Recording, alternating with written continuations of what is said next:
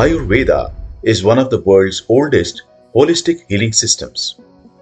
It was developed more than 5,000 years ago in India.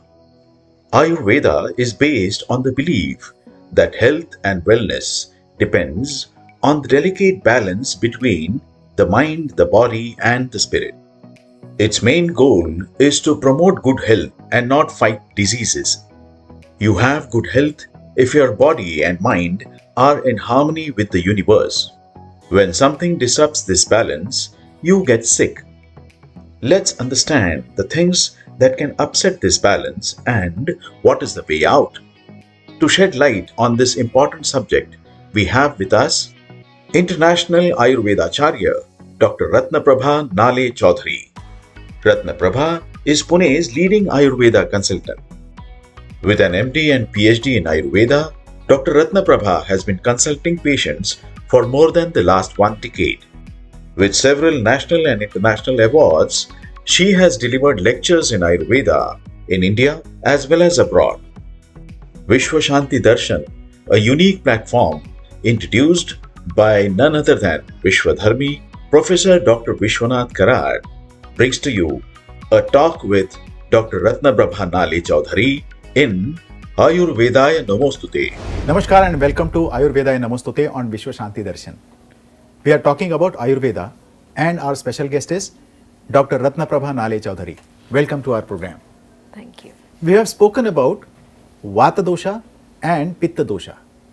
There is a third problem, the third energy which can lead to sickness because of imbalance, and that is Kapha dosha. What is Kapha dosha? How do you explain Kapha dosha? Generally, we know only coughing. That means a kapha. Right. But being a kapha as a dosha is something different, and it is a binding energy inside a body.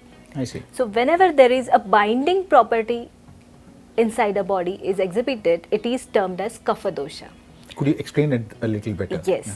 So when we see about the structure of joint, the two bones are binded together. Correct. So this binding is because of some fluid or because of some sticky substance. So this substance is known as a kapha dosha. I see. So probably this kapha dosha, as vata, pitta, already we have explained, kapha dosha again have the 5 subtypes. So when we call about the joint related fluid or mucus substance, it is termed as a subtype of kapha dosha, I see. and that is one type of kapha. Okay. So generally the kapha have explained in different names, that is Tarpak cup, Shleshak cup, depends upon the position it is situated in.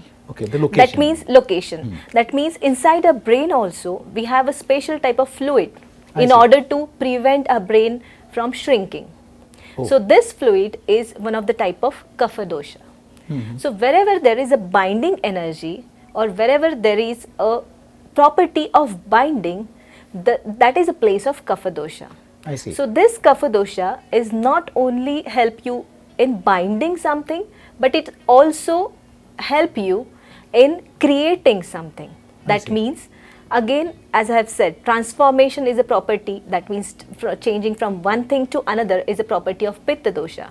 The same thing when it transforms, giving a proper structure is a function of kapha dosha. Wow. So this is how kapha dosha is actually helping us to make us healthy and to make a structure of body as a definite structure. Correct. So before I move to symptoms, I would like to ask, what can cause the imbalance in kapha dosha? How can it be imbalanced?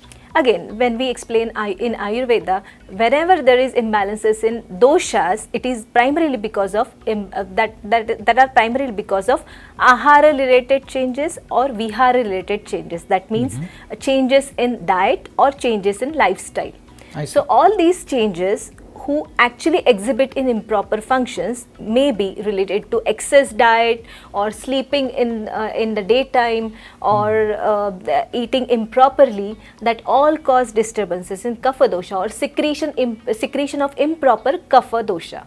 So all these things making the lifestyle changes in an improper way, this all exhibit in imbalance of kapha dosha. Oh, so basically irregularity is the cause. Yes. Okay. So, and what are the symptoms? I mean, how do you know that the kapha dosha is imbalanced? So, inversely, I would say there is no specific imbalance symptom Oh. as we can primarily diagnose like vata or pitta.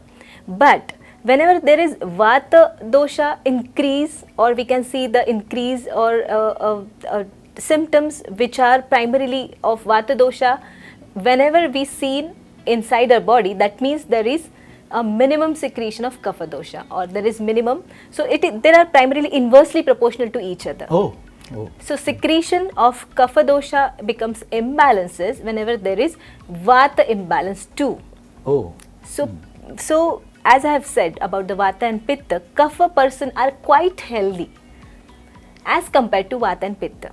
So kapha persons are pradhan prakriti person, I would say, they are quite healthier. Okay. Yeah. So, just now you just mentioned kapha prakriti. So, what are the signs? I mean, how do you know what is kapha prakriti and what are the people with this nature? Yeah.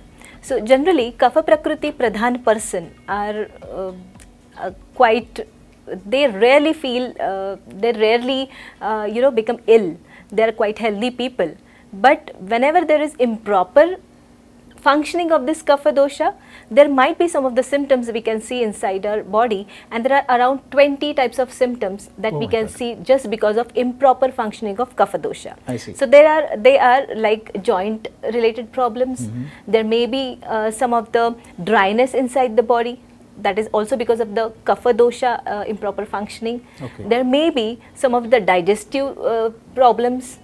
So because again, myths are that only pitta dosha is working for the proper functioning of the digestive system, but some type of kapha dosha is also equally involved in digestion of the food. I see. So improper digestion is finally the main root cause of all these imbalances of doshas. Okay. So this is how one can primarily diagnose that this dosha is imbalanced. So, basic again small little steps to improve or maintain the balance of kapha dosha. Yes, so kapha dosha is primarily prevented with its improper functioning by taking Vamana once in a year. Vamana is a emission treatment or a medicated emission, that means a Vaman, that means vomiting. It's a medicated Basically, vomiting. it's like cleansing. Cleansing. It's one of the detoxification treatment explained in Ayurveda, which is termed as Shodhan, that is detoxification treatment. So person who is kapha pradhan must have go with the Vamana at least once in a year in order to prevent imbalances and in order to prevent kapha related disorders in future. Okay. My basic question. I don't know whether I am of the vata pravrutti, kapha pravrutti, or what's the third one? Kapha. Vata pitta pravrutti, kapha. Vata pitta kapha pravrutti.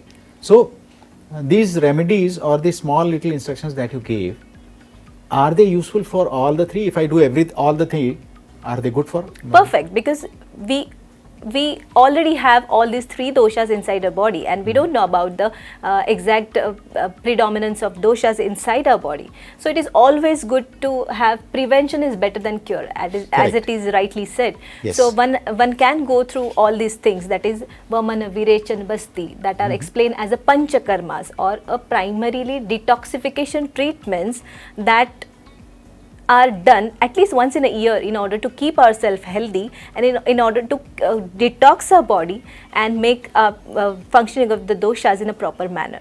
So yes, one can go through all these things, but again, as a detoxification or as a preventive measure, acharyas have explained the proper the Ways of timing also. timing of the all these panchakarmas that one has to do it for preventive aspect. Okay. So Vaman has to do in Vasanta Rutu.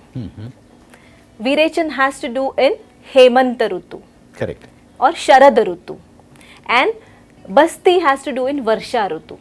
So all these all these timings are the aggravation timings of that particular dosha. Correct. So one has, if one person is going through all these detoxification processes at that appropriate time, it will be a kind of rasayan treatment or a kind of preventive aspect to keep ourselves healthy. Superb, superb, so nice. I mean, we are slowly moving towards prevention and remedies. Thank you very much, Dr. Ratnaprabha. You must have heard, these three doshas need to be balanced.